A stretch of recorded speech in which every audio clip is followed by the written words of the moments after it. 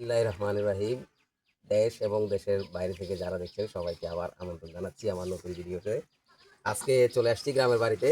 আজকে গ্রামের বাড়িতে আপনারা দেখেছিলেন কিছুদিন আগে মাছ দিয়েছিলাম। তো মাছদের প্রাকৃতিক খাদ্য তৈরি করার জন্য আজকে আসছি। তো সেই হিসাবে আজকে পুকুরে মাছের প্রাকৃতিক খাদ্য তৈরি করব। এখানে আপনারা দেখতে পাচ্ছেন যে আমি ইউরিয়া, টিএসপি এবং খোল, সরিষার খোল ভিজিয়ে রেখেছি এবং এটা দেখেন চমৎকারভাবে এটা মিশে গেছে। এটার সাথে ভুসি দিয়ে পুকুরে আমরা প্রয়োগ করব। আর এতে প্রচুর পরিমাণ ফাইটোপ্লাঙ্কটন ও জুপ্লাঙ্কটন তৈরি হবে, যেটা কার্প জাতীয় মাছের প্রাকৃতিক খাদ্য। এটা তাদের খুব পছন্দ। তো এইভাবে যদি আমরা মাছ চাষ করি তাহলে আমাদের খাদ্য ছাড়া প্রাকৃতিকভাবে মাছ বড় হবে। তো সেটা আপনারা আমার পাশে থাকবেন, আমরা একটু পরে সেটা প্রয়োগ করব। ধন্যবাদ। এই মিক্সচারটাতে আমার পুকুর যেহেতু 10 শতক, সেই হিসাবে আমি এখানে 3 কেজি সরিষার খোল, 1 কেজি ইউরিয়া ও 1 কেজি টিএসপি সার দিয়েছি। আপনারা এইভাবে দেখেন তৈরি করতে পারবেন। এবার ভালোভাবে বুঝবেন। এবং আমি গমের ভুসি দিয়েছি, এটা ভালো প্রোটিন আছে এটাতে। স্বপ্ন স্বাস্থ্য দপ্তর ভাই কৃষি প্রকল্প কথা বল।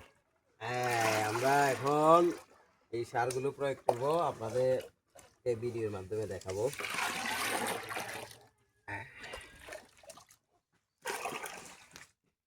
চলো।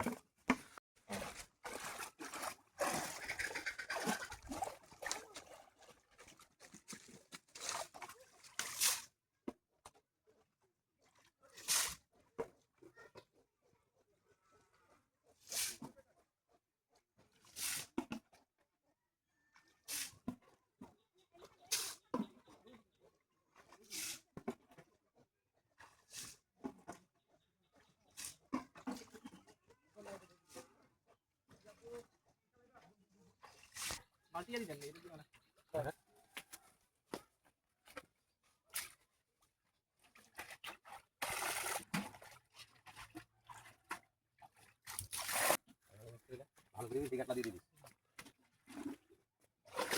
আমি বাইক করে দাও, আমি করে দিই।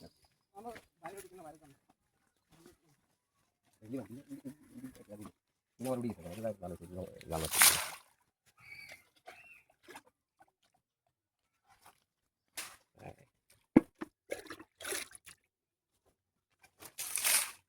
বাস এই ঢাকা দিয়ে জলদি করে দিয়া ওই পাশে হয়ে দিয়া।